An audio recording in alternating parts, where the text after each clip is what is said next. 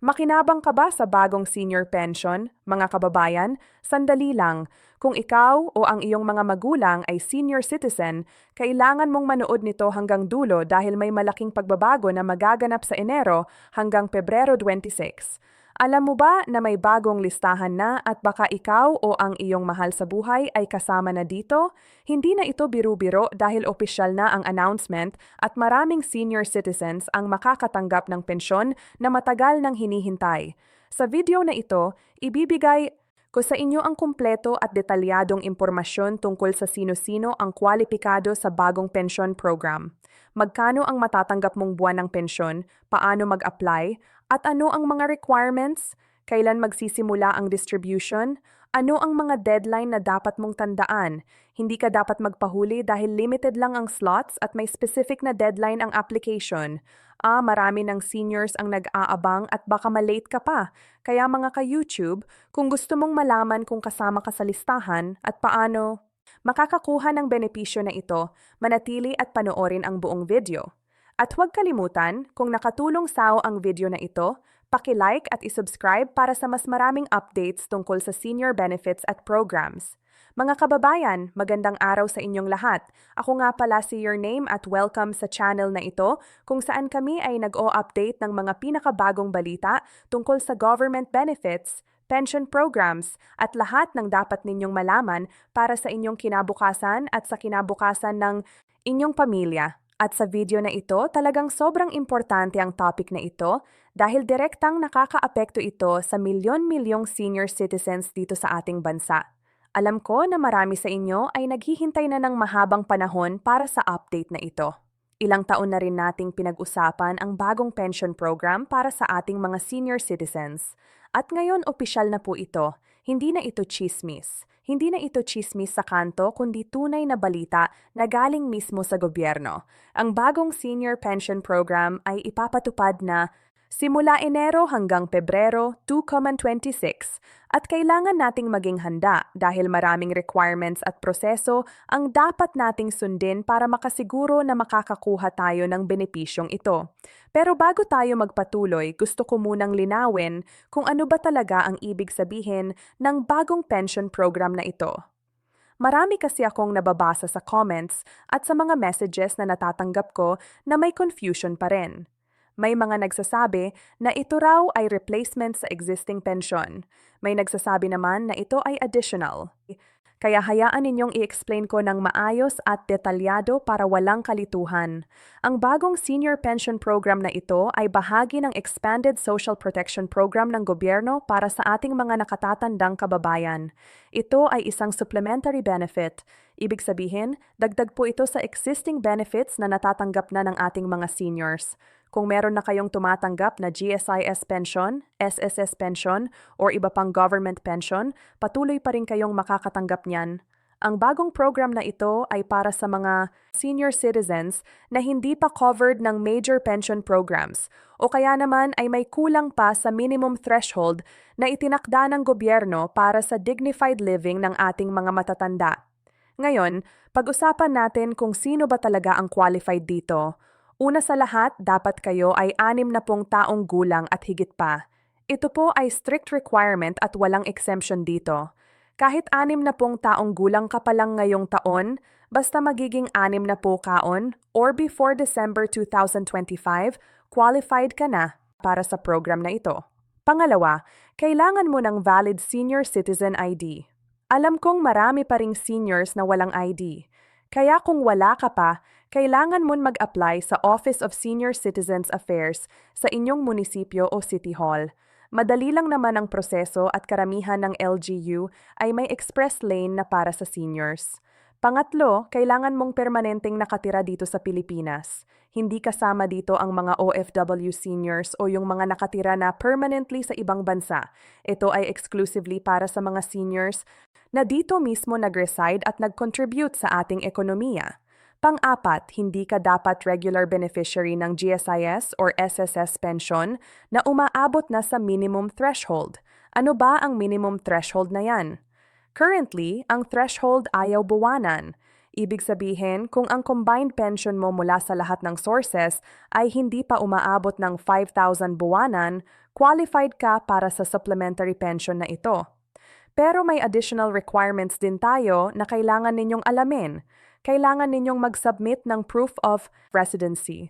Pwedeng barangay certificate, utility bills, o kahit anong dokumento na magpapatunay na kayo ay naninirahan sa address na inyong ilalagay sa application. Kailangan din ng valid government-issued ID bukod sa senior citizen ID ninyo. Pwedeng postal ID, PhilHealth ID, or kahit national ID kung meron na kayo at kailangan ng accomplished application form na makukuha ninyo sa DSWD office or sa online portal ng government. Ngayon, pag-usapan naman natin ang pinakahinihintay ng lahat. Magkano ba ang matatanggap natin dito?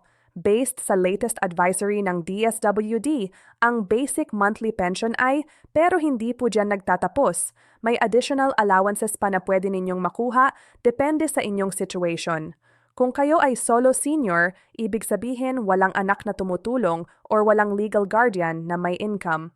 May additional 1,000 kayo. Kung kayo ay may disability or may chronic illness na nakacertify ng licensed physician, may another PIAT 1,000 allowance. At kung kayo ay nasa 4th class or 5th class, municipality may dagdag PH 500 para sa cost of living adjustment. Kaya tignan ninyo kung ikaw ay solo senior na may disability at nakatira sa remote area, ang total monthly pension mo ay pwedeng umabot ng PH 5.5. Hindi ito malaking halaga para sa iba pero para sa maraming seniors na walang regular income, ito ay napakalaking tulong.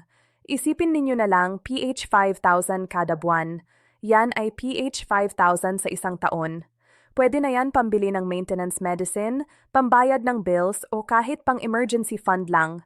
Pero, tandaan natin, ang pension na ito ay hindi automatically matatanggap. Kailangan ninyong mag-apply at very important na sundin ninyo ang tamang proseso at deadline. Ang application period ay magsisimula ng Enero 26 at magtatapos ng Pebrero 28, 26. Ibig sabihin, meron lang kayong 2 buwan para mag-apply.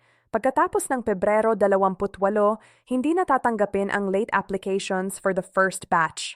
Baka may second batch pa later in the year, pero hindi guaranteed yan, kaya mas mabuti nang sumali kayo sa first batch para sigurado.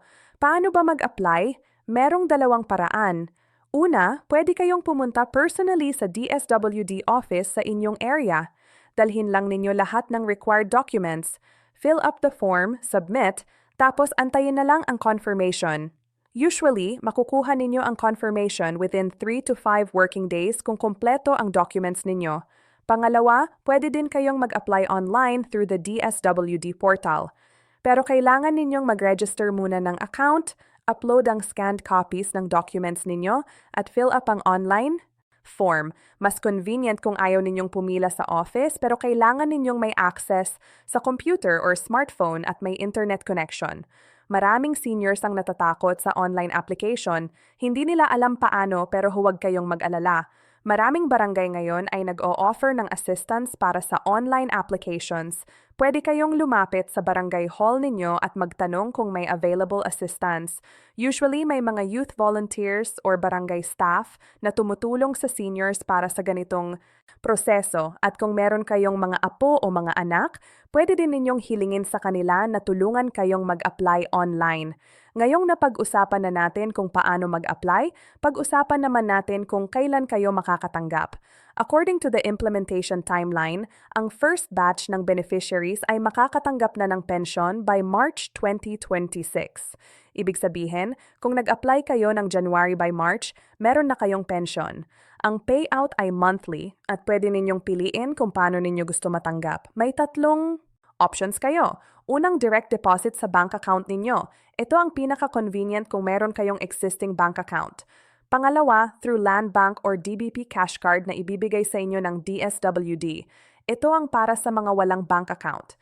At third, through partner remittance centers. Kung nasa remote areas kayo na walang bank branches, ang maganda dito walang maintaining balance ang cash card at walang transaction fee kung gagamitin ninyo sa ATM ng Land Bank or DBP. Kaya kahit malayo kayo sa city centers, may access pa rin kayo sa pera ninyo at every month, automatically credited na ang pension ninyo. Hindi na kayo kailangan pumila or mag-claim physically unless problema sa card ninyo. Pero syempre, Bilang responsible citizens, kailangan din nating pag-usapan ang mga obligations natin bilang beneficiaries. Una, kailangan nating i-update ang DSWD every year kung may changes sa ating status. Halimbawa, kung nag-start ka na makatanggap ng SSS pension na umaabot na sa threshold, kailangan mong i-report yan para ma-adjust ang benefits mo. Pangalawa, ang pension na ito ay strictly para sa personal needs ninyo. Hindi pwedeng ibenta, ipahiram, or i-transfer sa ibang tao. At pangatlo, kailangan ninyong mag-resertive every year na kayo ay buhay pa at qualified pa rin. Ito ay para maiwasan ng fraud at para masiguro na ang pondo ay napupunta talaga sa mga nangangailangan. Alam ko na may mga nag-aalala dyan na baka hindi sila ma-approve or baka may magiging problema sa application nila. Kaya gusto kong ibahagi sa inyo ang common reasons kung bakit nare-reject ang applications. Unang dahilan, incomplete documents. Kaya very important na double-check ninyo lahat bago mag-submit. Pangalawang dahilan, hindi tugma ang information sa ID at sa application form. Halimbawa, iba ang spelling ng name sa senior citizen ID ninyo compared sa birth certificate. Kaya siguraduhin ninyo na consistent lahat ng documents ninyo. Pangatlong dahilan, hindi nakapag-submit within the deadline. Kaya ulitin ko, Enero 2 hanggang Pebrero 28 lang ang window ninyo at gusto ko ring i-address ang mga common questions na natatanggap ko. Una, pwede ba kayong mag-apply kung wala kayong birth certificate? Yes, pwede. May alternative documents na pwedeng gamitin like baptismal certificate or late registration of birth. Pangalawa, ano mangyayari kung namatay ang beneficiary? Ang pension ay automatic na ma-terminate pero may death benefit na one-time payment na ibibigay sa legal heirs. Pangatlo, pwede ba kayong mag-apply kung nasa ospital kayo or bedridden? Yes, may provision para sa representative application pero kailangan ng special power of attorney at medical certificate. Marami rin akong naririnig na nag-aalala sa sustainability ng program. Totoo bang matagal itong tatagal o baka after 1 taon mawala na? Based sa government statements, ito ay fully funded program na backed by national budget allocation. May med funds na specifically para dito at ang projection ay minimum of 5 years ang guaranteed implementation. At syempre, kung successful ang program at nakikita ng government na talagang may positive impact, malaki ang chance na ito ay maging permanent fixture ng social protection system natin. Gusto ko ring i-highlight na ito ay parte lang ng mas malaking social reform agenda ng government. Kasunod nito ay may mga planned programs din para sa persons with disabilities, para sa solo parents at para sa indigenous peoples. Kaya nakikita natin na gradually nag-expand ang safety net ng government para sa vulnerable sectors. At ito ay magandang development dahil ibig sabihin, unti-unti nang nare-recognize ang importance ng social protection hindi lang para sa empleyado kundi para sa lahat ng Pilipino. Para sa mga meron pang tanong or concerns, meron kayong pwedeng tawagan na hotline. Ang DSWD hotline ay available from 8:00 a.m. to 5 p.m., Monday to Friday. Mayon din silang email support at Facebook page kung saan kayo pwedeng mag-send ng messages at very responsive naman sila based sa feedback na natatanggap ko mula sa viewers. Usually, within 24 hours may reply na kayo. Sa pagwawakas, gusto kong hikayatin kayong lahat na samantalahin itong opportunity. Hindi ito basta-basta benepisyo. Ito ay recognition ng government sa contributions ninyo sa society. Kayo ang bumuo ng Pilipinas na ating tinatahanan ngayon. Kayo ang nagtrabaho, nag-aral, nag-sacrifice para sa susunod na henerasyon. At ngayong senior citizens na kayo, deserve ninyo ng dignified life at security. Kaya mga ka-YouTube, kung kayo ay qualified, mag-apply na.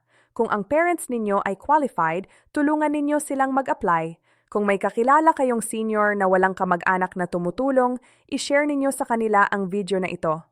Let's help each other para walang maiwan sa programang ito. At huwag kalimutang mag-like ng video na ito, mag-subscribe sa channel at i-click ang notification bell para updated kayo sa latest news tungkol sa government programs at benefits. Maraming salamat sa pakikinig at hanggang sa muli. Ingat tayong lahat. M.